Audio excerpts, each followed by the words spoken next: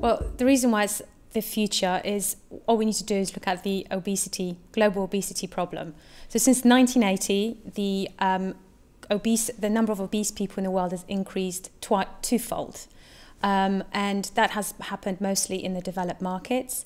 And according to the WHO, 65% of the global population lives in countries where obesity and overweight related health problems are a killer.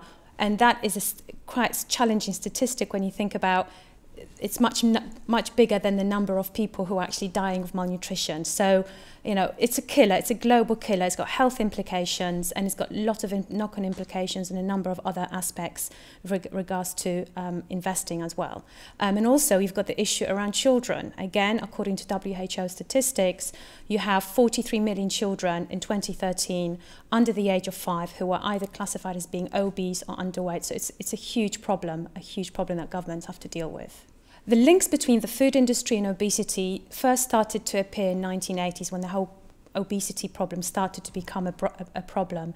And since then we've seen more media publicity on this. So this would be books being published and then also more documentaries being published around this topic. So this is now becoming not only an ethical issue, but also an investor issue. So the issue for companies and why it should be a wake-up call for investors is asking the question that the demographic is changing. We've got the global problem the obesity problem on our hands.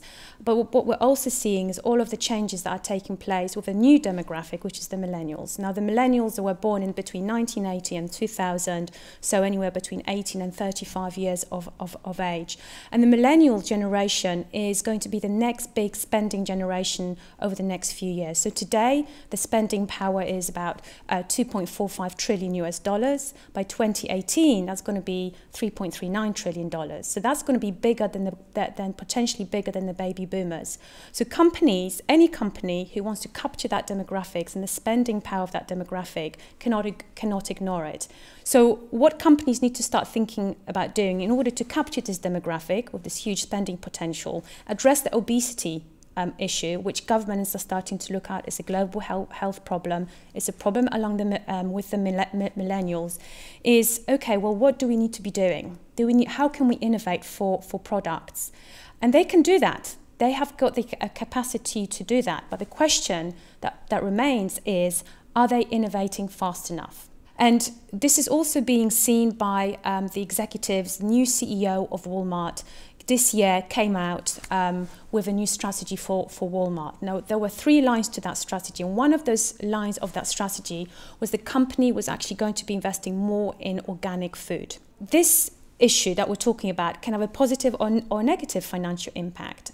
If you are able to invest in the right company that's innovating and producing the right products and really capturing the market for this health and wellness and addressing the obesity issue, you have a potential good investment on your hands. So, you know, the ESG or social responsible investing research, certainly from my perspective, can really provide that unique insight that perhaps mainstream investors are not really considering to a full extent yet. So it gives you that additional lens to take issues to look issues at more closely. So definitely this is an issue that is not only just relevant to responsible investment, but to mainstreaming and the majority of investors.